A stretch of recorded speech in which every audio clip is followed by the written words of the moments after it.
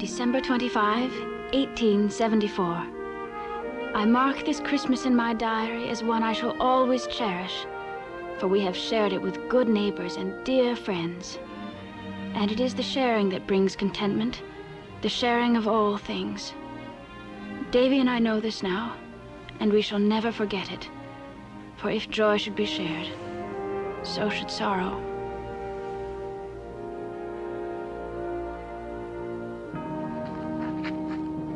And what greater sorrow can there be than the death of a baby?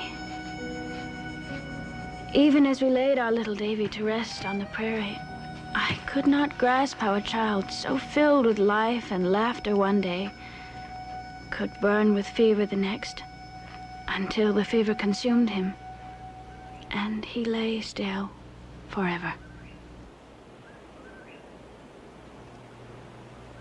Seeing as there's no preacher to be had, Dave asked me to say the words. It seems to me there are no words to say that ease Dave and Molly in their sorrow.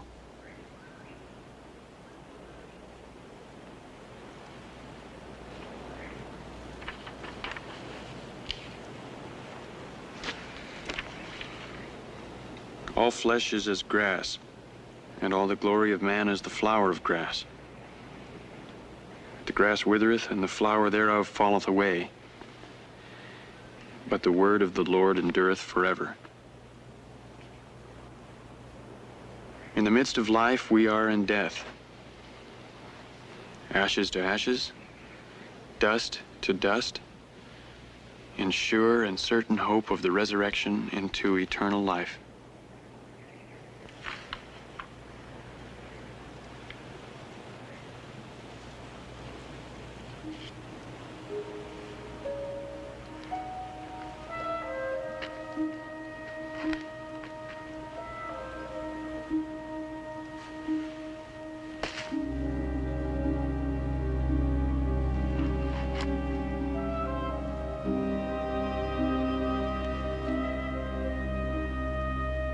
It seems to me now that even as we stood at the graveside, Davy and I resolved that to spare each other we would not speak of little Davy. We would not burden each other with our grief. And so the days and weeks passed, filled with unshed tears and unspoken thoughts of little Davy. June into July, July into August, September. We were having an Indian summer, rare in the Dakota Territory, where the seasons seldom yield graciously to each other.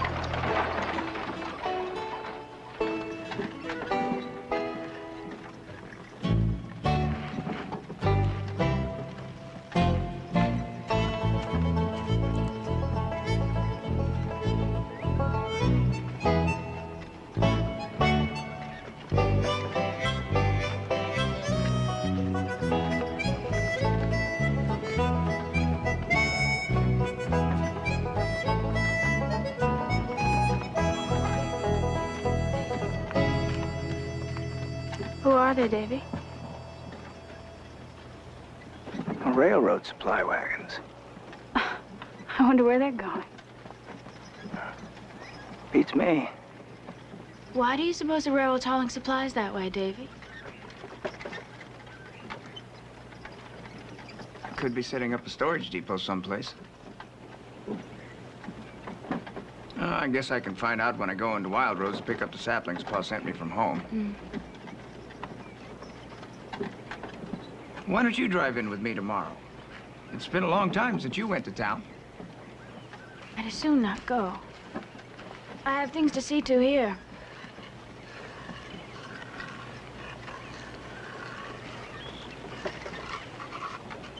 I'd enjoy your company. You have my company every day. Oh, never enough for me. Say you'll go. We'll see. Now I best look to the candles, David. David, I must see to the candles.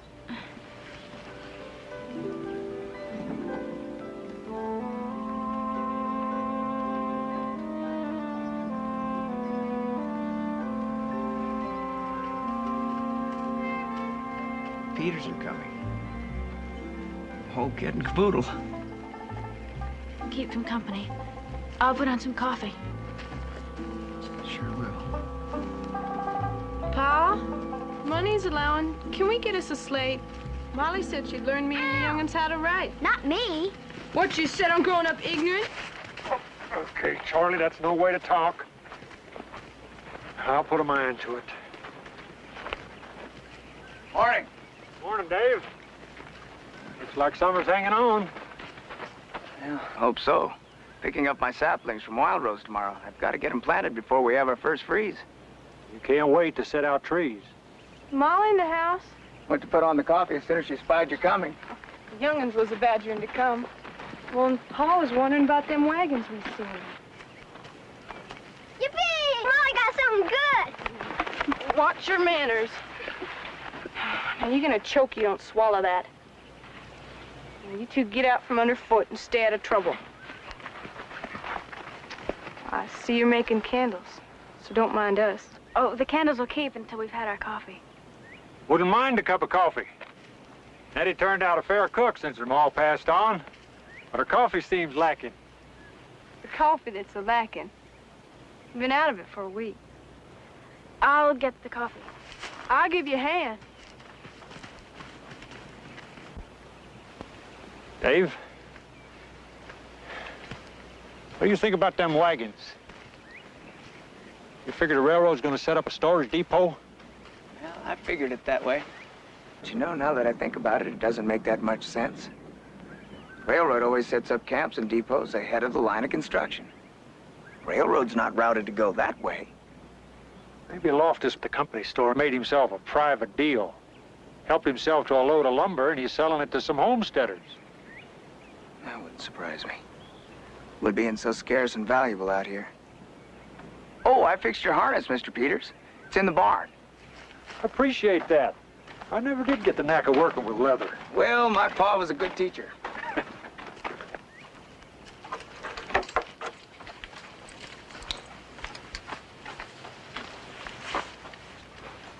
Looks good as new.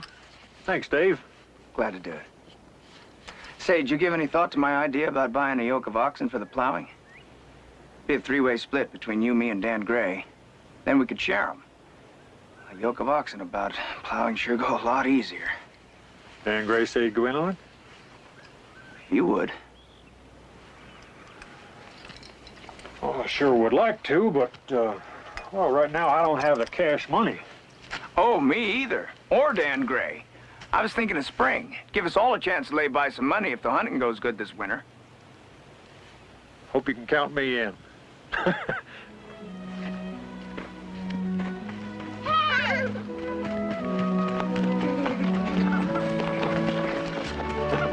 That Charlie shows signs of being taller than me someday.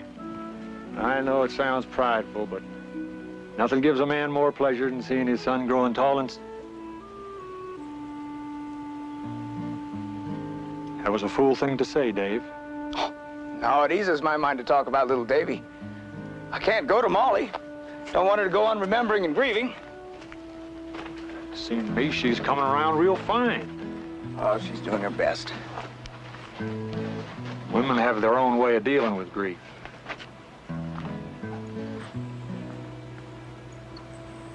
Seems to me you've lost a bit of weight. How are you doing? Well, I lost my firstborn. I lost my son. You and Molly have years ahead to have more young'uns. I reckon so. I don't see how anybody can take little Davy's place. I'm sorry there isn't any sugar.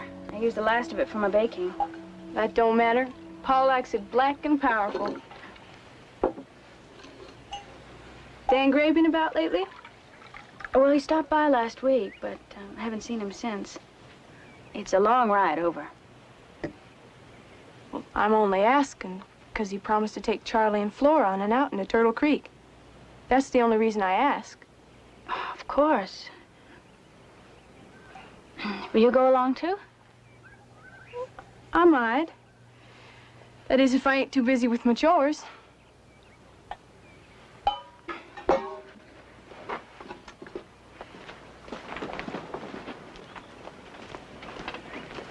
Coffee's ready. Couldn't be ready ourselves. Dave fixed my harness. Good as new. Looks fine. Now you set it down, take your coffee before I spill it, Paul. Sure smells good. Mr. Peters may go in on the oxen with us. Oh, wouldn't that be fun? Where you figure on get the money, Paul? Oxens don't come cheap. Oh, well, we wouldn't buy them till next spring, so figure we'd give us...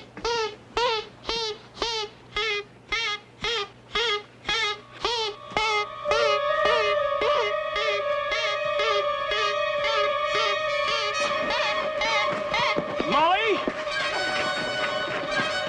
Molly!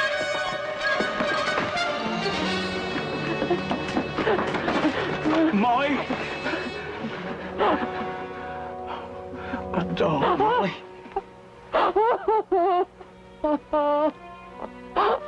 You know Molly wasn't looking to be mean. It was little Davy's play toy you found. And Molly's still hurting because little Davy passed on.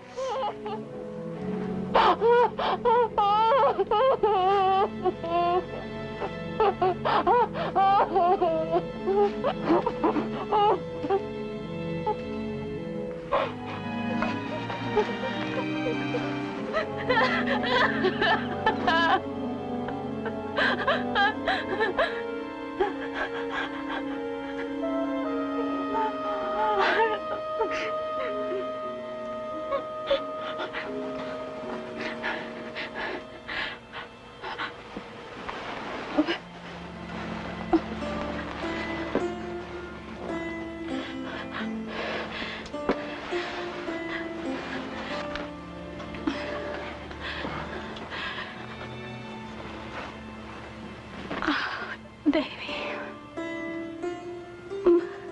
I'm sorry.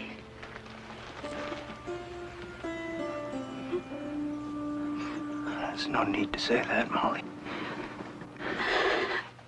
You all right now? I want to go home. Hush up, Charlie.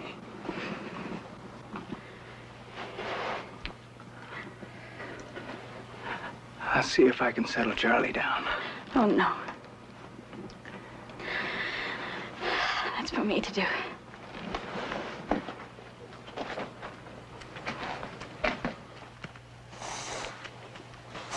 Charlie. I'm sorry if I frightened you.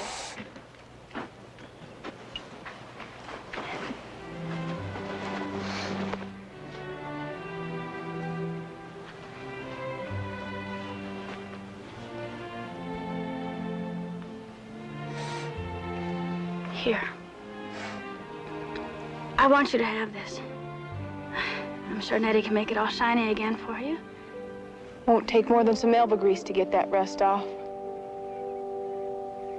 Now you take the horn and thank Molly nicely.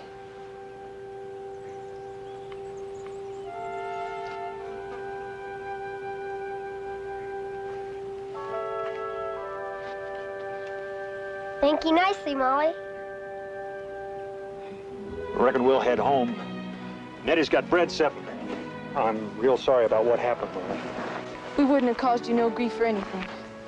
But I guess you know that. It's all right, Nettie. Truly. You folks come over when you can. You bet. Nettie, when I see Dan, I'll remind him of that outing. What out? Ain't nothing, Pa.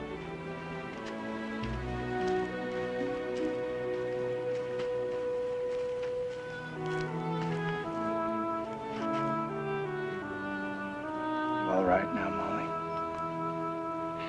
Yes, of course. I'd better fix the water bucket. It's leaking badly. I'll make a bargain with you.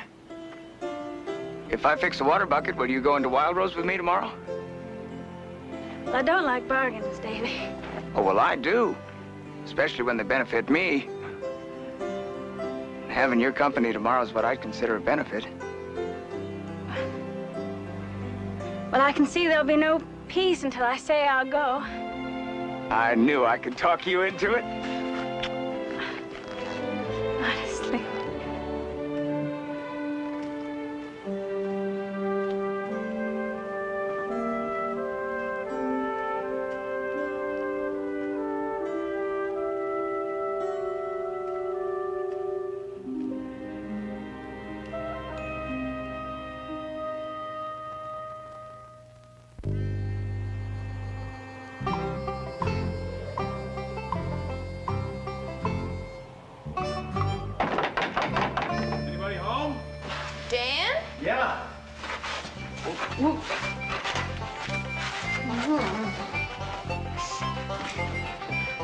Come on in. I ain't got a looking glass, but I can tell I ain't fit for company. I don't consider myself company. I bagged more rabbits than I can use when I was out hunting this morning. I thought you folks might like one. Thanks, Dan. This family's fond of rabbit stew. And Pa says nobody makes rabbit stews as tasty as me. I stopped by and left one at Dave and Molly's, too. But nobody was at home. They went into Wild Rose to pick up the saplings Dave's pa sent out. I didn't see your pa or Charlie and Flora when I rode up. Well, they's over at the Carruthers getting some milk. I made corn biscuits yesterday. Come out real fine. I mean, I recall you saying you like corn biscuits. I sure do. Seems to me a shame you don't have anyone to fix you the kind of victuals you like. Well, I guess I'm lucky, because I have friends who do. Well, I'll get them.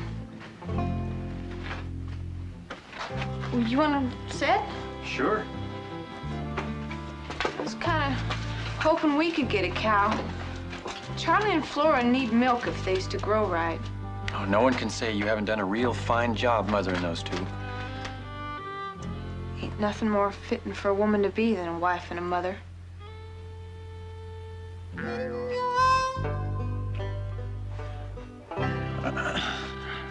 Wouldn't mind having some of your biscuits.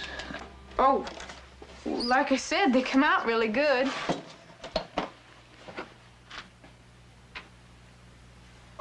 I guess Charlie got to them. Seems to me like I used to do the same thing to my ma when I was no older than Charlie and Flora. Oh, that reminds me, I got something for them.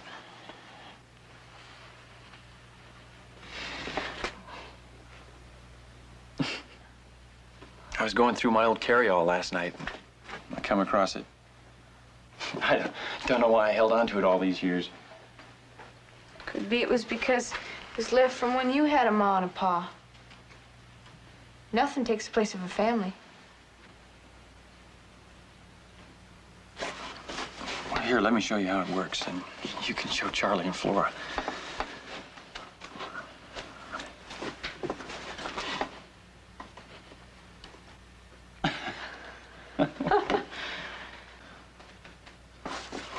Well, I got things to do at home.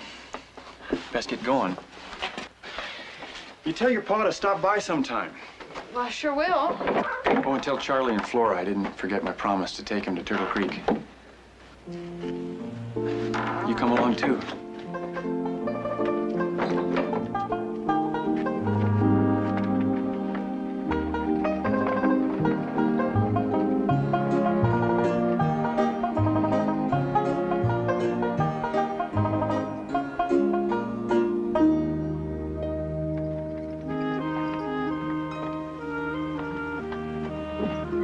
It's been such a long time since we had Dan and the Peters over for supper. Well, I'd be glad to have them. We don't get to see Dan nearly enough lately. I know. And a man living alone never prepares a fit meal for himself. Well, I never noticed it stunted Dan's growth any. Just the same, he needs a wife. You do have your matchmaking cap on, don't you? Well, Dan should marry, Davy. He's older than you are. Well, I guess he figures he's got a couple of good years left in him. He's your best friend. Don't you want to see him content? Seems content enough to me. In fact, if he was any more content, he'd be downright dull. I expect you to help, not hinder. I don't intend to do either. Davy, what is he gonna do out there? Oh, ease up. You know I'm all for a man marrying. Why, I made up my mind when I was only 10 that you were gonna be my wife when I got to marrying age. Well, I decided that when I was only 8.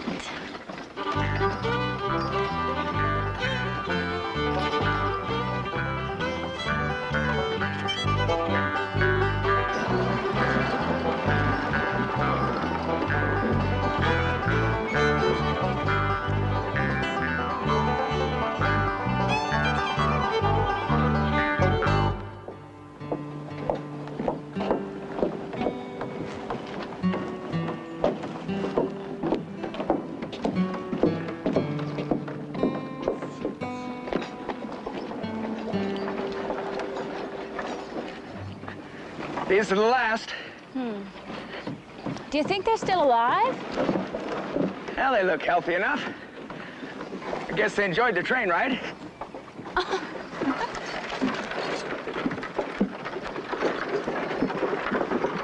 Come on, get up.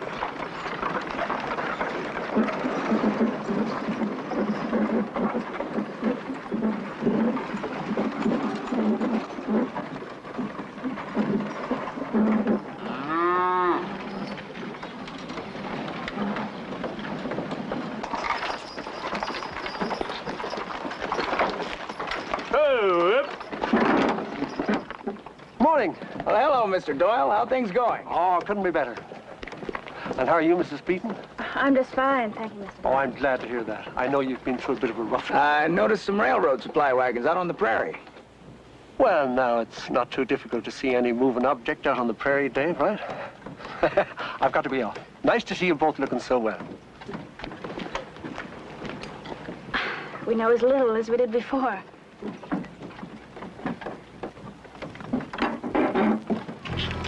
Get up.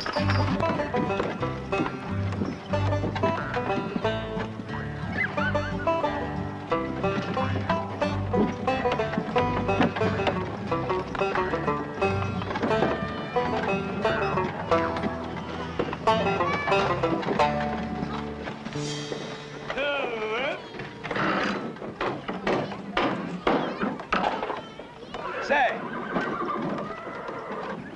why is the government setting up a land office in Wild Rose? The government opened an office here because all the land is took up in the territory. Now there's mostly claims changing hands around here and other new towns springing up along the railroad. Makes sense, I guess. There's something to be said about a man being on a spot when there's a dollar to be made. I don't know that I follow you. Well, a man who has the inside track, a man who knows what the railroad's got in mind, could make $1 or $2 buying up land. It somehow don't seem quite legal to me. No law against a man turning a profit because he's in the know ahead of others. We should go if we're to be home before dark, Davy. On our way.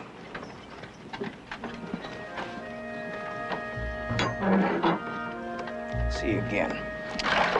Hold on a minute.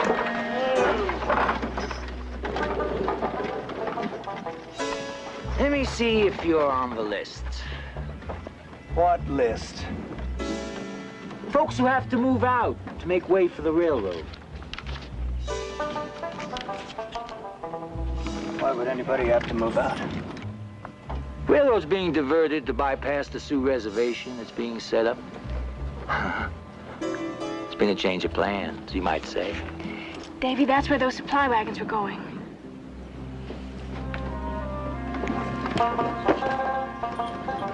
Name's Beaton. You mind telling me who's on that list? Don't mind at all. Abbott, Baker, Bennington, Carruthers, Dimwood, Gray, Smith. Dan Gray? That's what it says. But he's our friend. Railroad can't do that to Dan. The route was laid out before he took his claim. He got his claim legal and proved up on his land.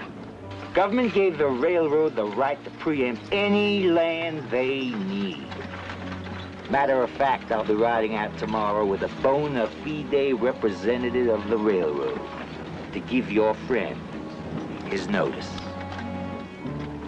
Yeah, we'll see about that.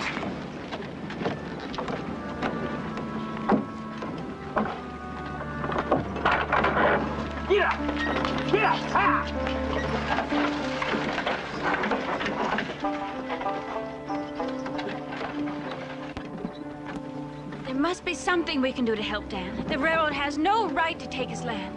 Oh, it all seems so underhand. It sure does. But I'll be standing right by his side when Yancey and his bona fide railroad representative come to put him off. They won't find it all that easy.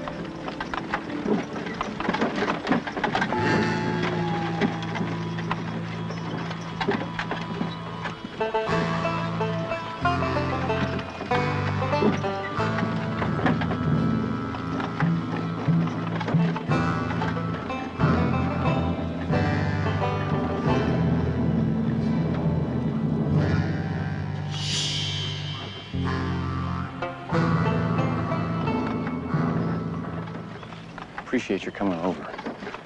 But if push comes to shove, I don't want you mixed up in this. You got Molly to think of. Molly's all for my standing up with you.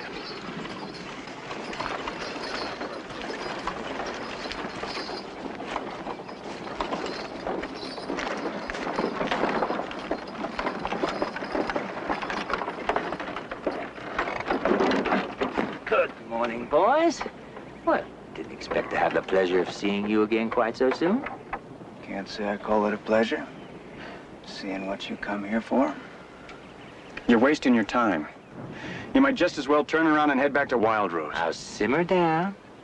I'm just a messenger for the government, you might say. Then you can deliver my message back to them. This is my land, and I'm not giving it up. The railroad wasn't set to come through here when I took my claim. I'm not the one that discovered gold in the Black Hills, and the government says that the Indians got to be moved out. What has that got to do with us? The Indians got to be moved someplace. Yeah, well, all the same, I'm not getting out. You tell the railroad to lay their tracks someplace else. Just give them the paper and the $36. What, $36? Twice what you paid when you filed your claim. Doubled your money back in no time at all. Now, Dan proved up on his land. He put up a shanty, he put in a crop. Just give them the paper and the money.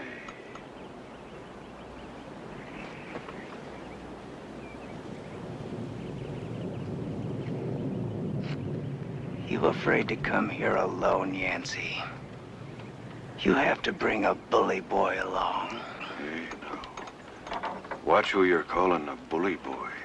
Mr. Park is a bona fide representative for the railroad. A ex-Pinkerton man. I heard about you Pinkerton detectives. Finish up your business, Yancey, before I plant these two.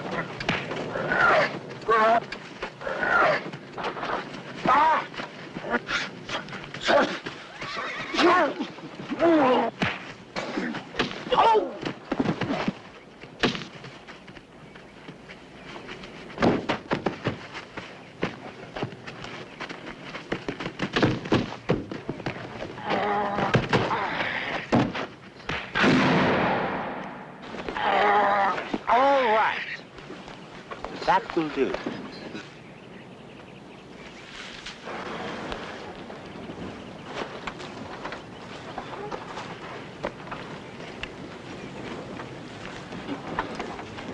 You get that paper served, or I'll plant you too.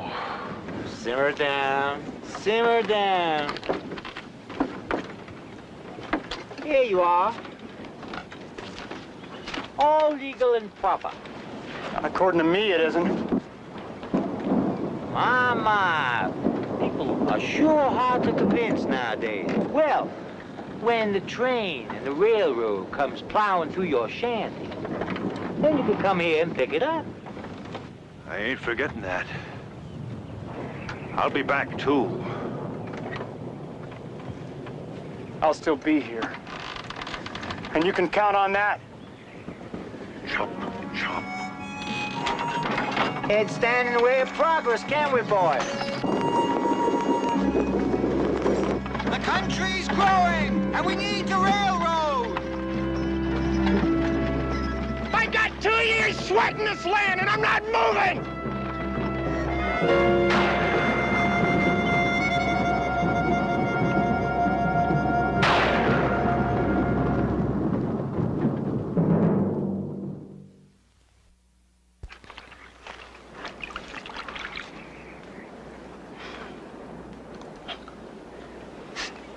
There's no use in fighting, Davy. Well, I couldn't very well just stand by while that railroad bully was throwing his weight at Dan. Will you ease up, Molly? It's just a scratch. No, Davy, it'll fester if it's not cleaned properly. Is there anything Dan can do now? He's going into town tomorrow to talk to Doyle. Well, Mr. Doyle is only the construction boss for the railroad. Well, the railroad admires the job he's doing. He might listen to him. I'm going in with Dan tomorrow. Mr. Peters might want to go along, too. No, I intended to ask him. Good. Peters and Danny become like family. The only family we have out here. I guess you still miss your folks, huh? No more than you miss yours. Now take off your shirt. I'll get my sewing box and mend it. You show me where it says the railroad's got the right to take my land. Now, take it easy, Dan. I've always been a good friend of the homesteaders, and you know it. We've always counted your friends, Mr. Doyle. But taking a man's land seems mighty unfriendly. I got no say in the matter, Dave. I wish to God I had. The railroad wasn't marked to come my way when I took my claim. And if you're bypassing the new reservation, why can't you bypass my land as well? The surveyors chose the route they considered best, Dan, and you're not the only man who has to get off his land. It just ain't right a man puts his sweat in his place and then loses it. I don't plan to lose it. Who do I talk to over you? Over me, is it? And because you can talk to President Grant himself if you like, it won't do you a bit of good. Look, Dan, the railroad made a deal with the government, and the government has what's called eminent domain. Well, what's that? The right to take private property for public use, or to authorize its taking, with just compensation to the owner. Sure, Dan, you're going to lose your land. There's nothing you can do about that, but you'll be paid for it. $36. Yeah. Well, of course, the government did give the right to the railroad. Hey, look what's coming. I'll bet it's not the same price Yancey gets for the land he's bought up. Hell, ain't that a sight?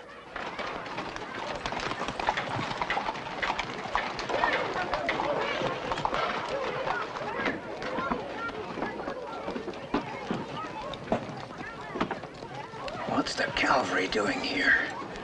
Well, it might be to make sure that you brave sodbusters don't cause no trouble for the railroad. Not the end of the world, young fella. You can always start again. It ain't all that easy starting again. I've had my fill of it.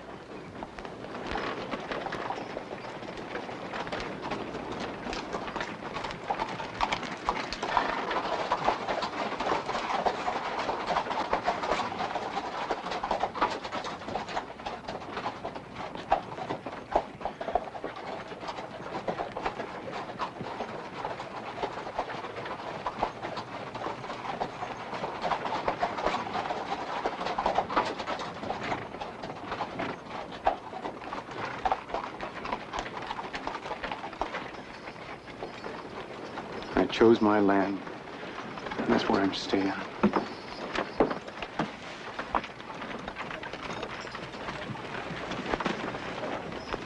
It'll take Custer and his entire U.S. cavalry to get me off my land.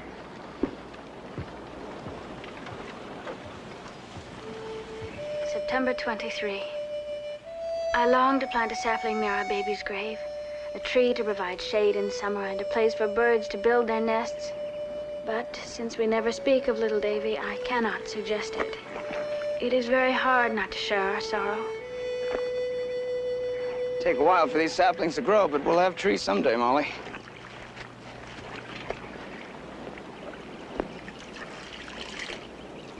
Still nice and soft beneath the bark. You've been wanting trees since the first day we got here.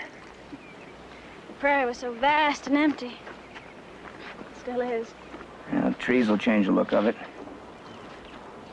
We'll be the first to set out trees. You've always liked to be first, haven't you, Davy? I guess it's in my nature. Besides, a man gets tired of being called Sonny all the time. Makes him want to keep proving he's a man. That sounds silly to you, Molly? No. Do you think we should ride over and see Dan? I plan to, as soon as the saplings are planted. Besides, it's a good time to leave him alone. Sometimes a man is just not up to socializing. Well, we'll go when you think we should. Wash up. We'll have our supper. I need some more soap.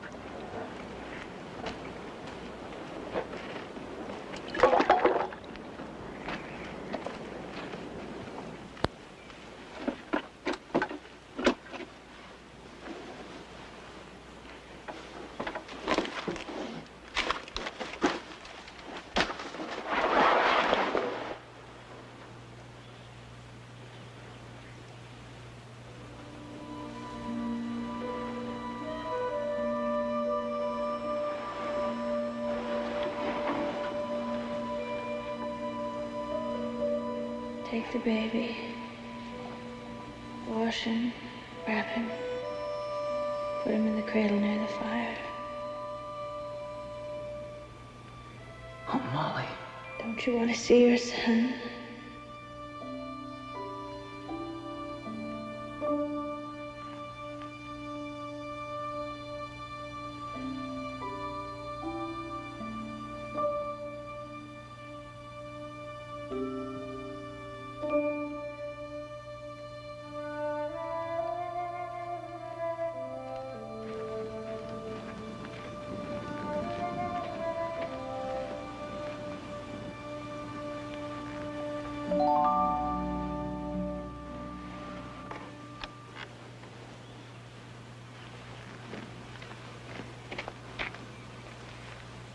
Molly? Did you find the soap?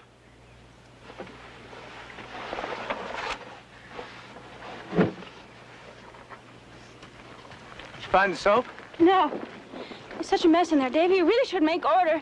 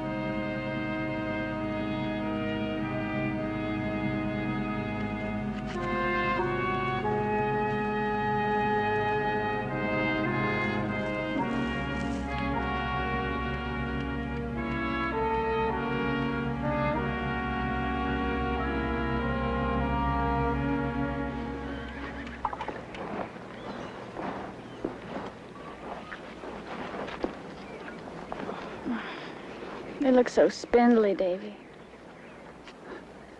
I know. But they'll grow fast. It'll take a lot more trees than we have to cover 10 acres. Yeah, I guess the government never planned how many trees it would take to fill up 10 acres.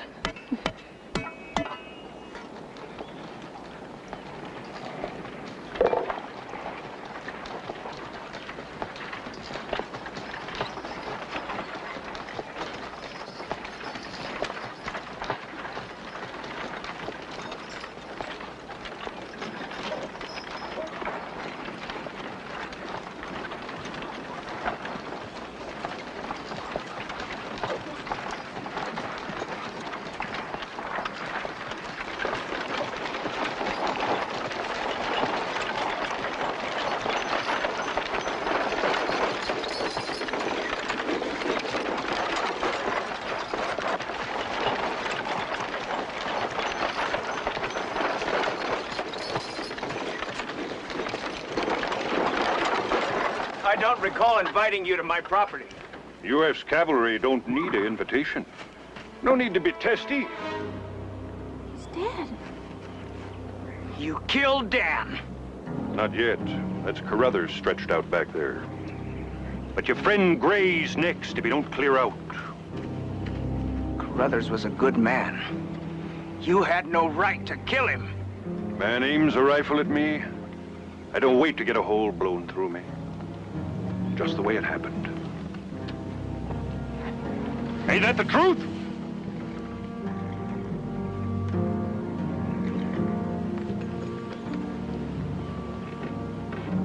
You murdered Carruthers.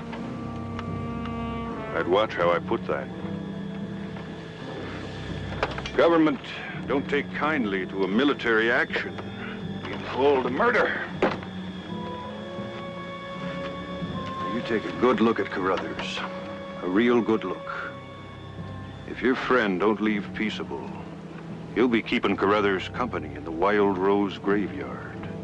And if you're planning to stand up with him tomorrow, get there bright and early. And there'll be 2 holes dug in that graveyard.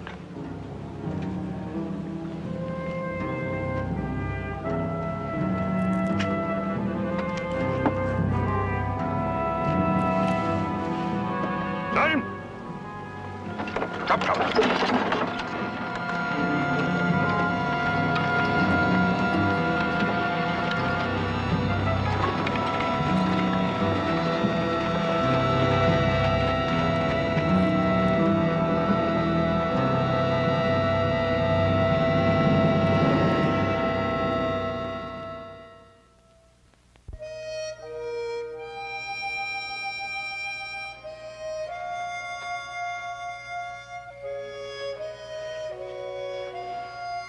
Davy, what are you doing?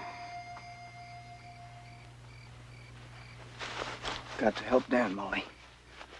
There's no way I can't. You could get killed, as well as Dan. The only way you can help him is to convince him to give up his claim. You think I'm not gonna try? But Dan could be mighty stubborn. Especially when right's on his side. And I have to try too. I'm going with you. No, you're not. He might listen to me, if not you. Besides, if I'm there, the soldiers are far less likely to resort to violence. Now you get back in bed. You're not going, I'm Molly. not getting back in bed, and I am going. There's no way I'm gonna let you. You can't stop me, Davy. But I don't know what's gonna happen there, Molly. Then it's all the more reason for me to go. I'm going, Davy. And if you won't take me, I'll go alone.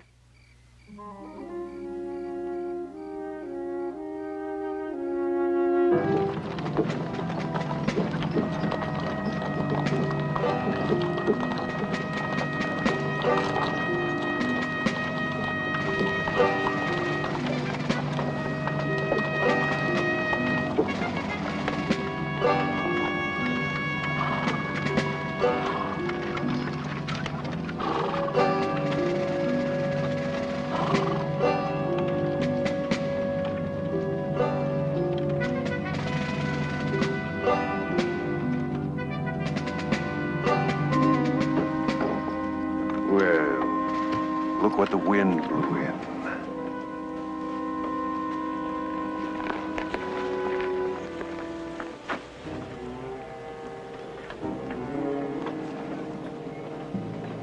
Can I talk to him?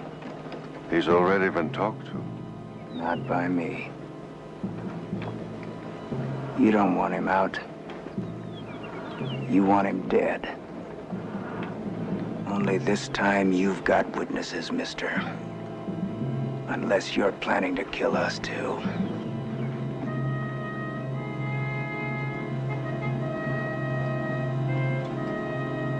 All right. But make it short. Molly, go over behind the cavalry over there.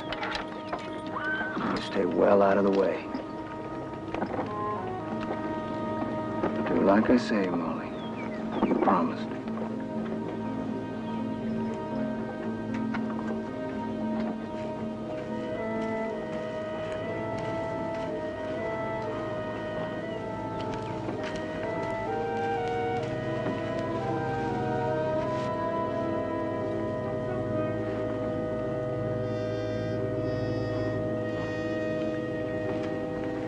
Your gun.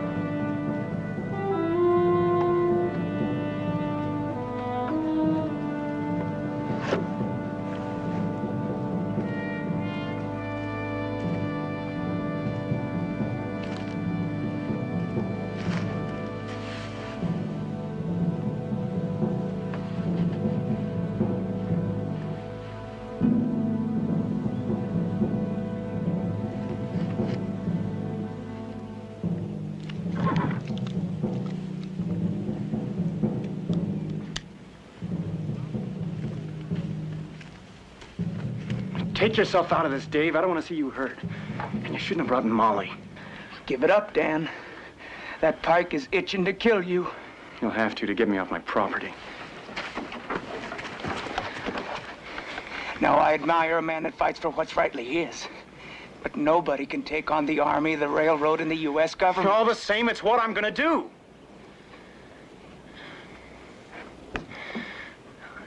I don't know if I got words to say just how I feel. But from the first time I heard there was free land in the Dakota Territory and rode out to take a look, I knew this was where I wanted to set myself forever. I could see the wheat that'd be stretching across the prairie someday, clear to the Black Hills. The land's all taken now, but I got my piece and I intend to hang on to it. Now stop making yourself a target. It's not worth giving your life for. It seems to me a man ought to care about his own life as much as his friends do. Besides, you won't be going all that far away. I'm giving you my tree claim. Oh, no. I'm not about to deprive you because the railroad wants to deprive me. Well, I don't look at it that way. Ain't enough talk!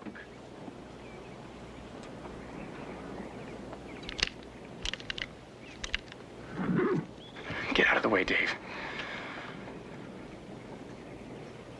I'm gonna stand planted right here, Dan.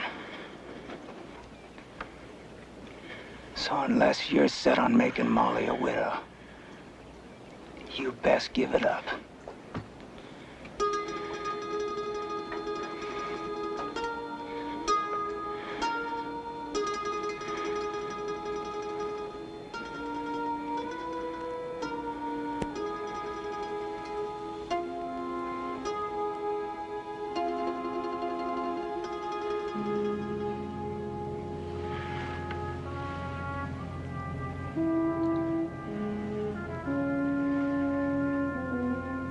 Hand me your rifle. And we'll put an end to this. Before they put an end to the both of us.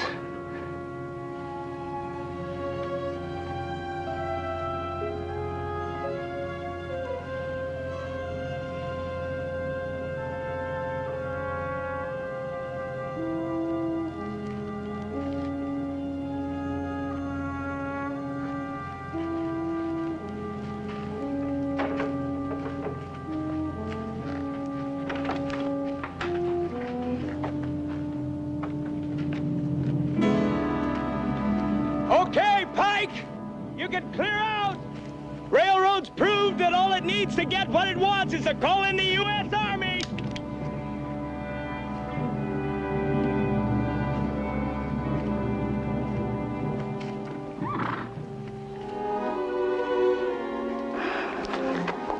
Thank God.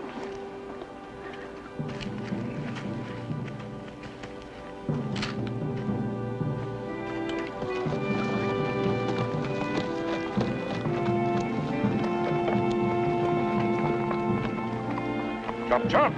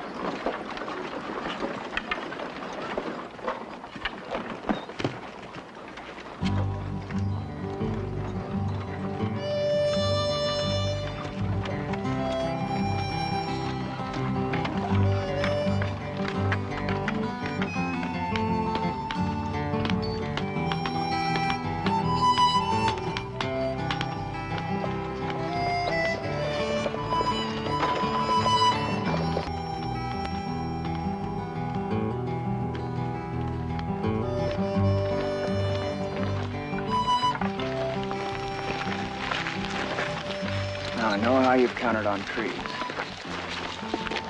I'm gonna give Dan our tree claim. Oh, I'm very glad. I didn't say I'd take your tree claim, Dave. Well, said or not, Dan, that's how it's got to be. No. And I wouldn't have given up, except I didn't want to see Molly a widow. It's about the only thing I wasn't about to do. Now, let's talk sense. Where are you gonna go with winter coming on if you don't take our claim? You can't live off the land when the blizzards start. You're gonna go to work for the railroad and hold up in one of their camps. I'd as soon die as go to work for the railroad. Then you've no choice but to take our claim. I won't do it. Not when you and Molly talked about setting out trees from the first time we met. Davy and I would rather have you stay than have a whole forest. I appreciate that, but I'm still not taking your claim. For all the talk of women being stubborn, I've never met a man who didn't outdo them. Now, Molly. Don't you owe Molly me. It takes just as much grace to take as it does to give. You sure got a way of putting things in a different light. And you'll take the claim? No. But I'll winter on it, and I'll thank you for that. But in the spring, I'm moving on. Hey, Pike! Keep your hands off my shanty! I'm taking it with me! You can take it to Timbuktu for all I care.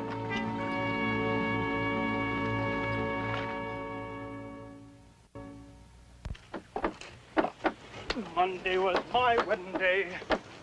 Tuesday I got married. Wednesday night my wife took sick. Saturday she was buried.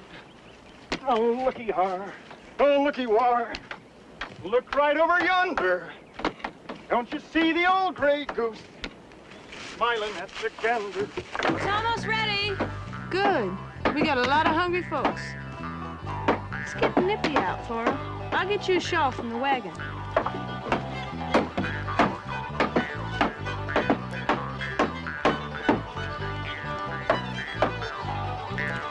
The weather is changing.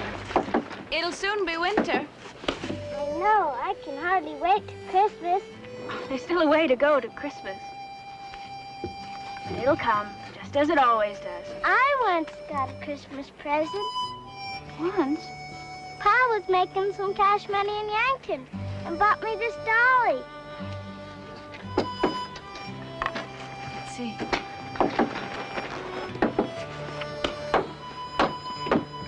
It's a fine dolly, Flora. Ow! What happened?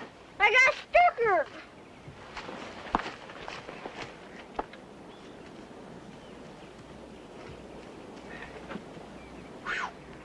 Oh, you got yourself a man-sized splinter there, Charlie. I'll tell you what. You shut your eyes. You hold on to me real tight. You sing your best song as loud as you can, and that splinter will come flying out.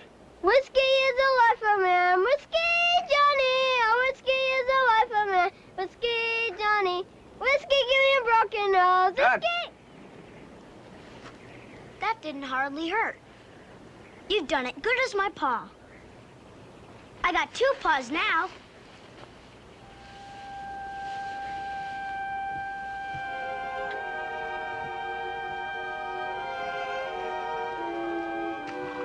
Dinner's ready. Rabbit stew and corn cakes. Yippee!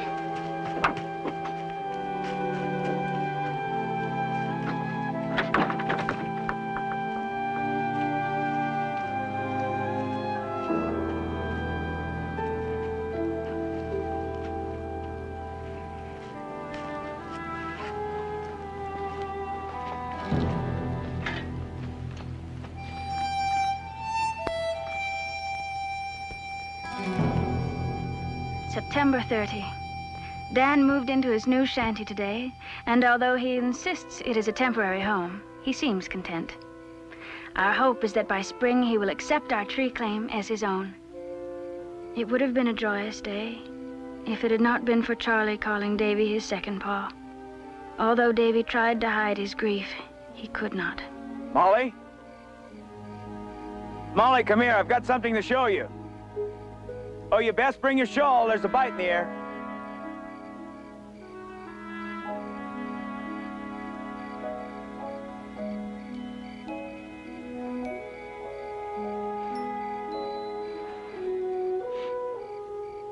Look, Molly. Dan and the Peters. First time there've been 2 lamps out on the prairie.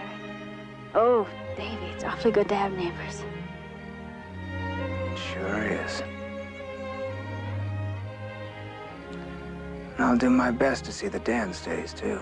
They both will. At any rate, we'll have a house full at Christmas. When we go into town to buy winter provisions, I want to buy Christmas presents. All we can afford. When can we go, Davy? Tomorrow suit you? We've got to go into town soon before the weather changes. Find ourselves snowbound. Tomorrow will be just fine. I've returned to my diary to add one thought. The prairie is a lonely place, but less lonely now. How comforting it is to see lamps shining through the darkness. What a fine thing it is to have others to share one's joys as well as sorrows.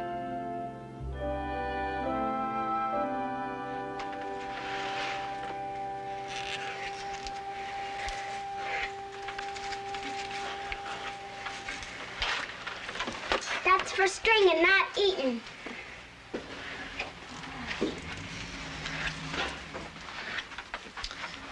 Corn ain't what should be strung for Christmas. I guess it'll do, seeing we don't got cranberries. What's cranberry? They're little shiny red berries. Remember once when I was as little as you, Ma gave me some to string for Christmas. Reckon it was the finest Christmas I ever had. I don't remember no fine Christmas. Pa done the best he could. And you two got no cause to complain.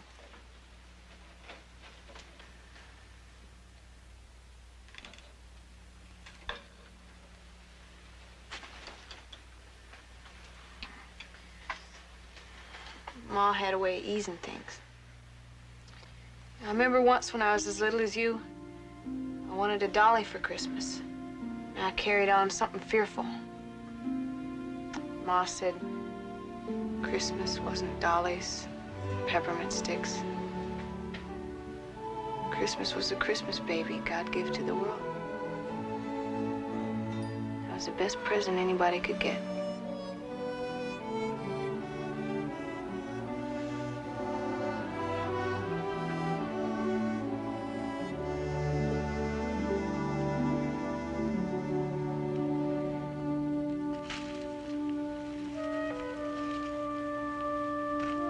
October 1. There's frost on the ground each morning now, but the weather holds clear and sunny. Davy thinks we'll have a mild winter. If so, it'll be the first since we came to the prairie. Back home, Papa is harvesting the pumpkins, setting aside the best for Mama to make pies for Thanksgiving and Christmas. I think I shall ask Mama to send me the seeds. There's no reason why pumpkins shouldn't thrive here as well as in Iowa. We shall have a fine drive to Wild Rose today to buy our Christmas presents. All the happier because the Peters and Dan are going as well.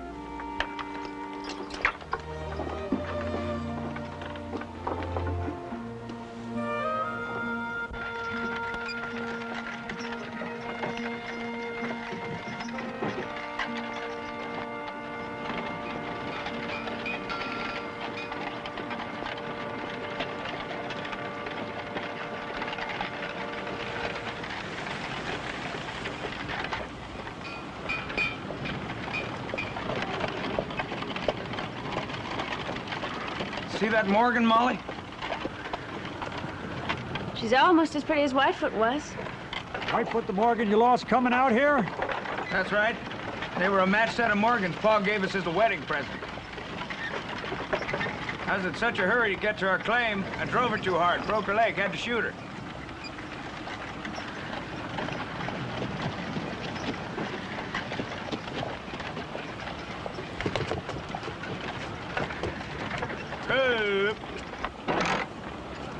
They'll get into mischief if I don't see to them. I'd best see to Nettie, or she takes the things that we can't afford. Someday we'll get another Morgan, Molly. We'll have a matched pair, just like I promised. I'm sure we'll be able to afford one in time, Davy. Guess I'm just not all that good at waiting. Well, let's go. We got a lot to do. Seems like my horse is about to throw a shoe, so I'd best go see to him. Meet you inside when you finish.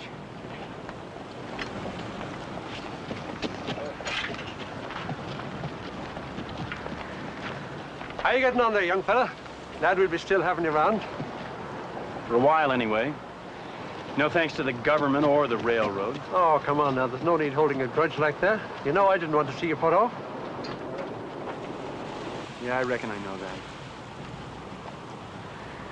Still riles me, though, the way the government and the railroad work together as close as thieves. That old gent with the Morgan horse just come into town? Oh, yeah, he just got in this morning from Boston. Name's Brenner. He's a judge.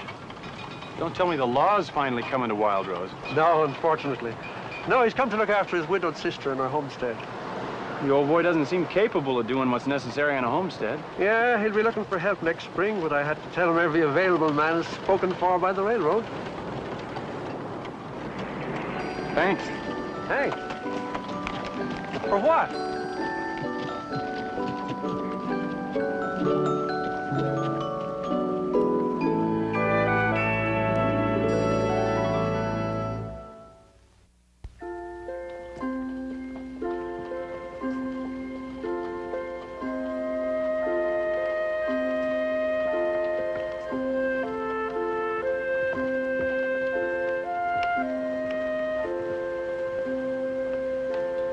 So, now you stop hanging around here.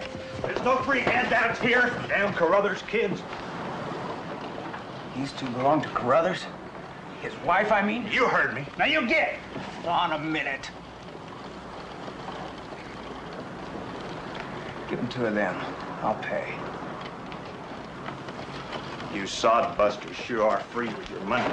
Not half as free as the railroad is with making widows.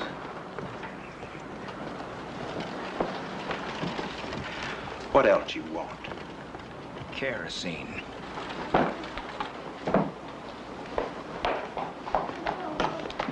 Mind hiding these days? I don't want Nettie or the young'uns to come across them before Christmas.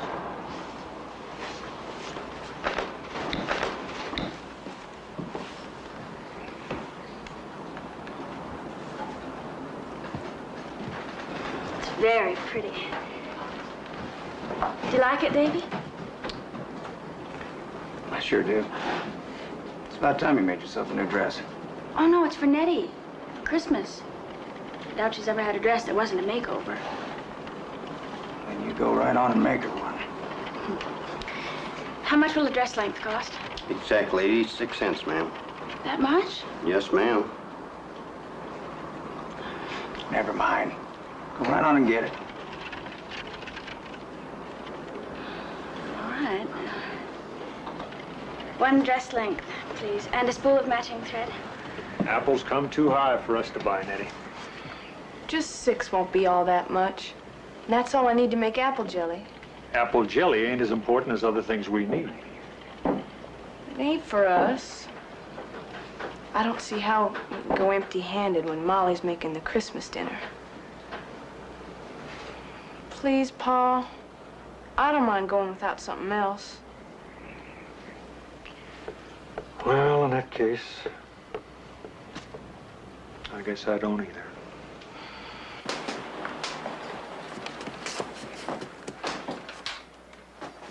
Did you find everything you needed?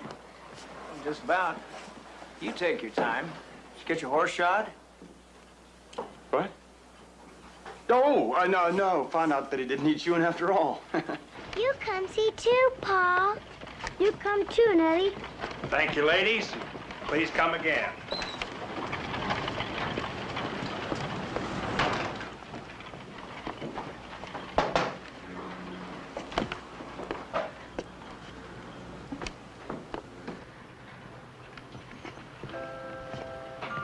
Ain't it fine?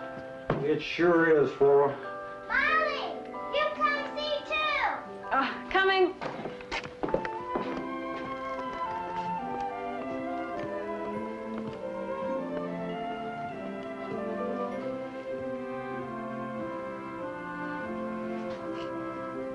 I've never seen a prettier sled. Charlie and Flora come across this sled. Can we get it, Pa? Me and Charlie for Christmas? Well, let's see. Oh, $6. That much? There's just no way I can spend $6 on a sled. I guess Loftus figures with wood being so scarce and valuable out here, he can ask any price he wants. But $6, it's robbery. Well, we're in the right store for being robbed.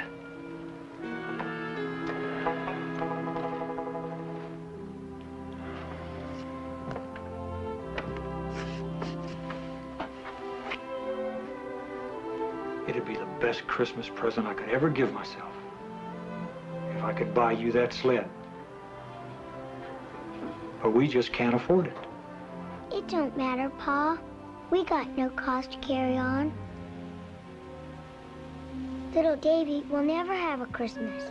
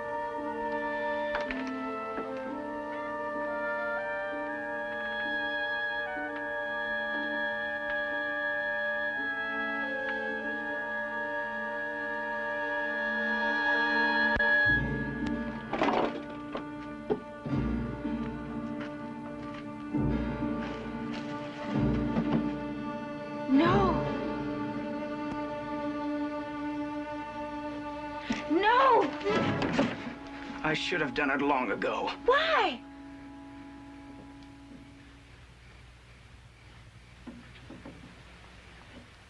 I've seen you in here, grieving over this cradle. Now, Molly, I can't keep other people from doing you harm like Flora did today, but I can do away with this cradle and keep it from reminding you. Do you think I'll remember any less if the cradle is gone? I just don't want it to be any harder on you than it is. It was keeping our sorrow inside that made it harder. We closed ourselves off when we needed each other most, Davy.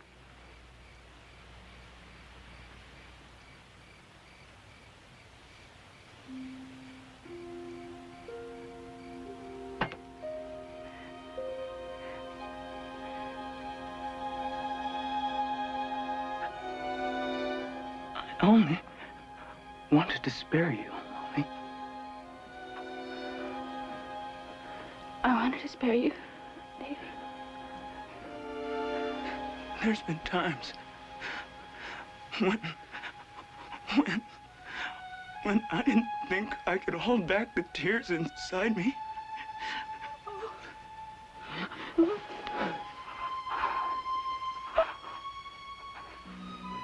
Let them come, Davy. Let them come.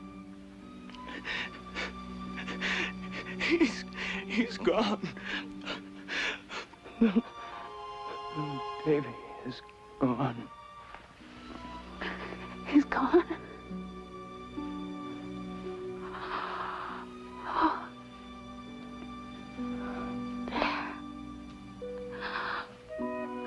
There we said it, Davy. We finally said it to each other.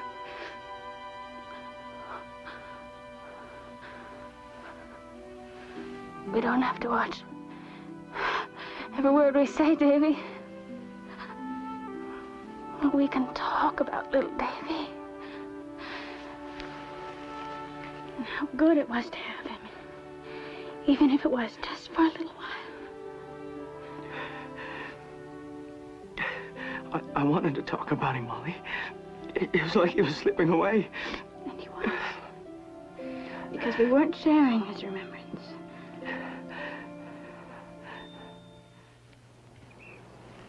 I've been thinking about Flora and Charlie. How much they long for that sled. I know. Recall how I felt when I got my first sled. Pa made it for me. Do you think you could make a sled for the children, Davy? I could. If I had the lumber, but I don't. You could use the lumber from little Davy's cradle. But you kept me from breaking it up. Oh, it isn't the same, Davy. You'd be making something of the cradle, something that would bring joy to others. Are you sure you want me to do that, Molly? Yes, I'm sure. You won't feel sorry afterwards? You'll make me happy, Davy, truly.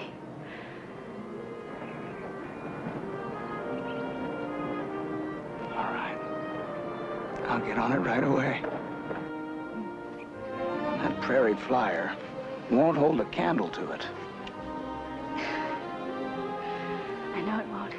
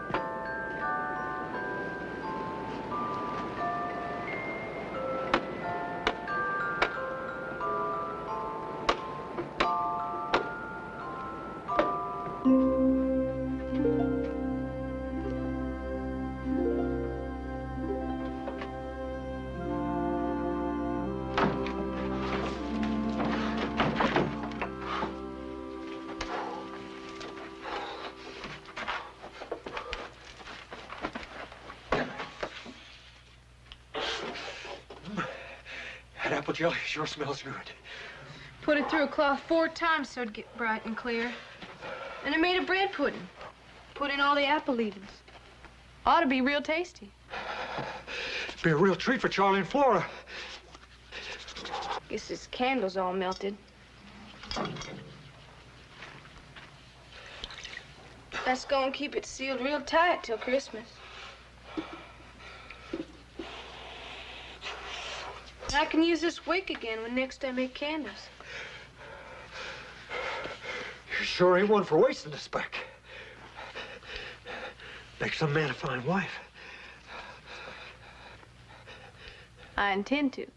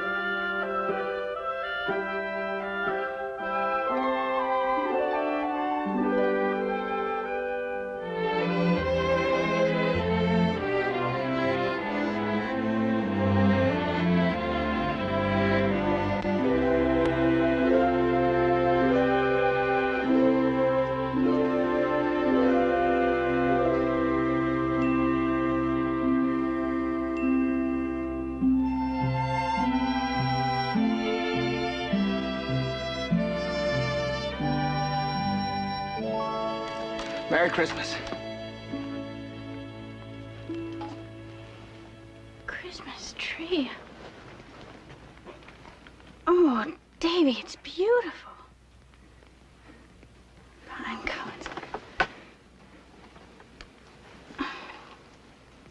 Where'd you get them? I asked Pa to send them along with the saplings. And you kept them hidden all this time? Oh, Davy, it's the loveliest gift you could give me. You don't know how I've missed the smell of pine and to have a whole tree. Thank you.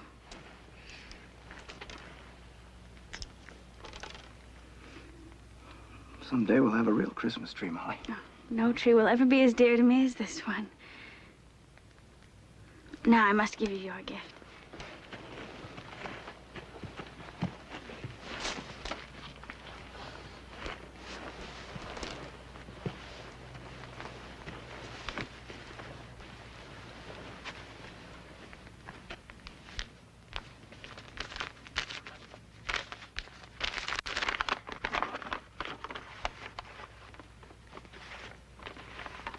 I've never seen anything like this.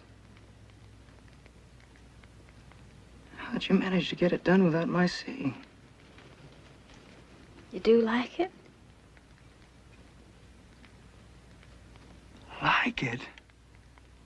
Well, you just wait and see how I show it off.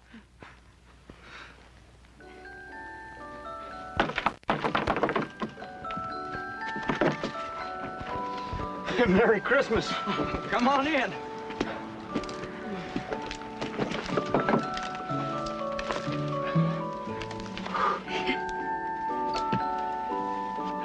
Let me take your coat. Oh, just a minute. Got some presents in the pocket.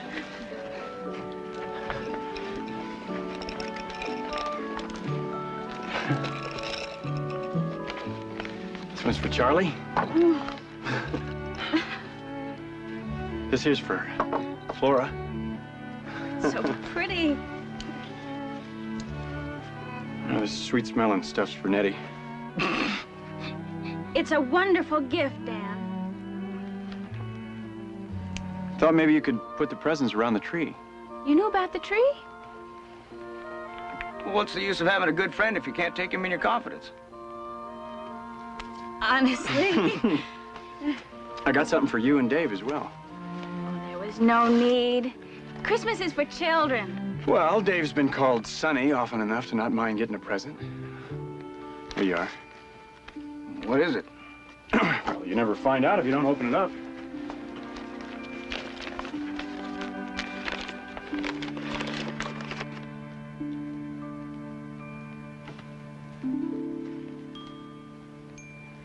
Why, thank you, Dan. It's lovely. It sure is. Had a soldier sitting on top, but I'm not overly fond of the U.S. cavalry, so I took it off.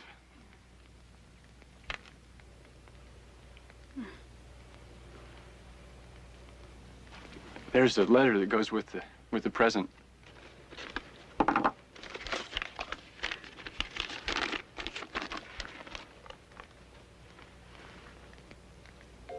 You're giving us a Morgan? Sold your labor for it. Toy horse was just to remind you that it's coming. Remember that old gent in Wild Rose with the Morgan horse you admired so much? Well, I made a deal with him. Of course, you won't get your real horse till spring, after I've finished plowing and seeding. Put up a new shanty next to the old soddy where he's living now. But the Morgan's yours. Well, that's what it says on the paper the judge wrote up. Oh, we can't let you give us a Morgan. Can't and won't. There's nothing you can do about it. Deal's writ up and signed. Look, the day you stood up in front of me, chancing a bullet, well, Molly said it takes more grace to take than it does to give. So I don't see how you can do other than take the Morgan. Well, that was different, Dan. But I don't see it that way. The only way we'll take your Morgan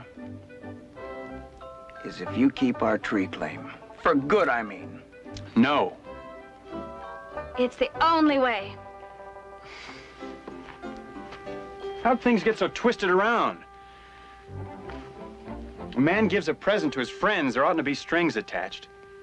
There's no string, Dan. Molly and I have been trying to think of a way to make you keep our claim.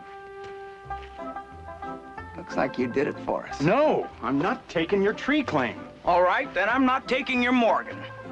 Oh, yes, you are. No, I won't. You sure will. No, I won't. Oh, that's quite enough.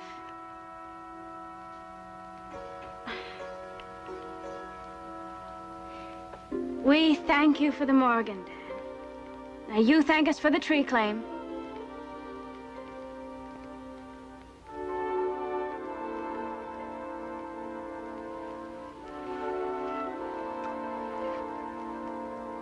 I guess I thank you for the tree claim.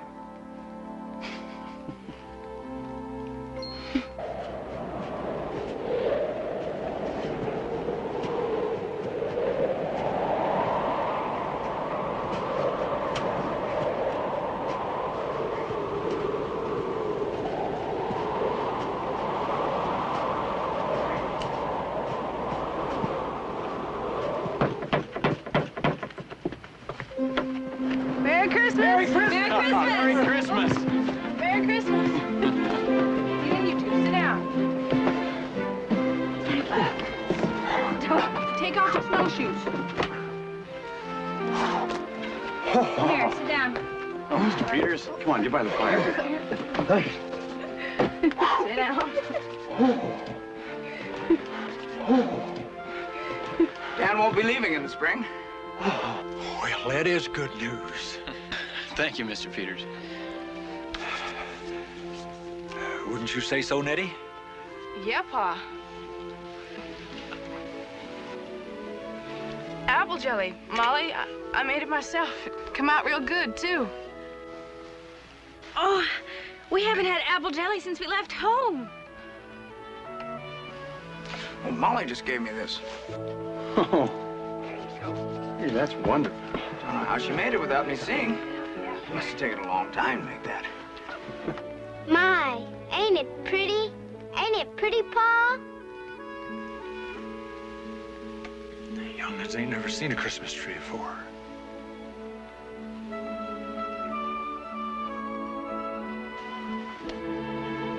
I can't think of any reason to hold up giving Charlie and Flora their present. Can you, Molly? No, I can't think of any reason. Well, this is what your pa had me keep hidden from you till Christmas morning.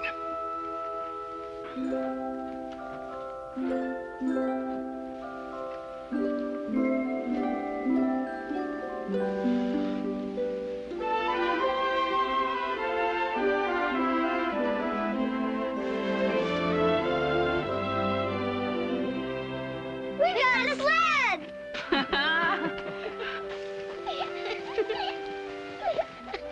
Oh, isn't it pretty? Can't wait till tomorrow. Go outside and play in the snow. We got a sled! We got a sled! We got a sled! We got a Fine-looking sled. It looks just like the one in Wild Rose. We got a sled! Say, is anybody against us having our dinner now? I've been watching that bird roast all morning. It's more than I can bear. Well, if we're taking a vote, I vote for dinner. Dinner. December 25, 1874. I mark this Christmas in my diary as one I shall always cherish, for we have shared it with good neighbors and dear friends. And it is the sharing that brings joy and contentment, the sharing of all things. Davy and I know this now, and we shall never forget it.